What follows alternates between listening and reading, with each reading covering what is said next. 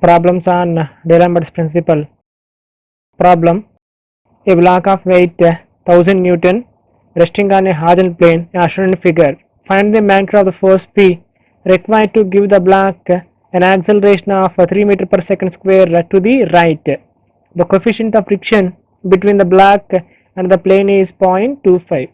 So first of all, what is given data? The weight of the block W equal to 1000 Newton. Acceleration of the body A equal to 3 meter per second square. Coefficient of friction mu equal to 0.25. Finally, we have to calculate the magnitude of the force P. So this one is the given figure. So here the force P acting inclined to the block. Okay. So here the P is having two components. One component in vertical direction and one component in horizontal direction. Due to horizontal component, the block tends to move in rightwards. So this is the given figure. The block is moving towards right. Here the direction of motion is rightwards. The inertia force and friction force are acting opposite to the direction of motion. The inertia force and friction force are the resisting forces. Okay, always opposes the motion. Here the force P acting inclined to the block. So now P is having two components.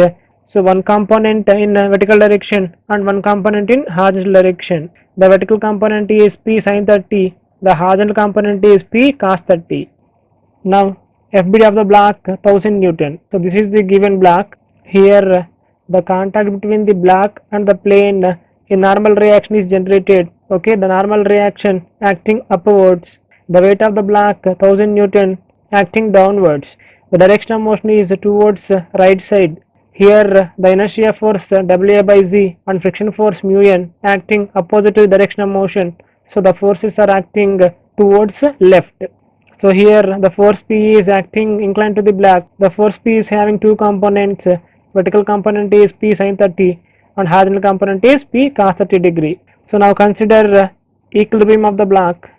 Now apply the equilibrium conditions to the plane. Okay, what are the equilibrium conditions?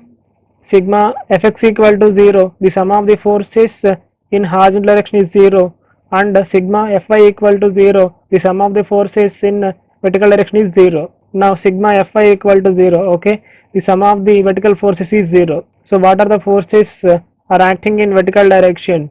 Normal reaction n, comma, weight and P sin 30 degree. So now the forces which are acting upwards is positive. The forces which are acting downwards is negative. Okay, here normal reaction in acting upwards, so it is positive P sin 30 degree, and 1000 Newton acting downwards, so it is negative forces. So sigma Fy equal to 0 plus normal reaction minus P sin 30 degree minus 1000 equal to 0.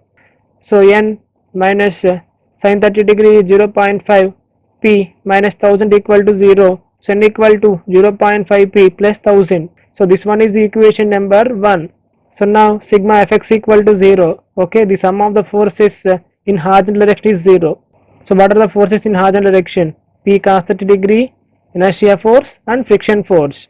The forces which are acting in the direction of motion is positive, and opposite to the direction of motion the forces are negative. So here P cos 30 is positive and inertia force and friction force are negative forces. So now sigma Fx equal to 0 plus P cos 30 degree minus inertia force minus friction force equal to 0. So P cos 30 degree minus WA by Z minus mu n equal to 0. So P into what is cos 30? 0.866. So W is 1000, G is 9.81, A is 3. So mu is 0.25, N is 0.5 P plus 1000. So finally it is equal to 0. 0.866 P minus 305.81 minus 0.125 P minus 250 equal to 0.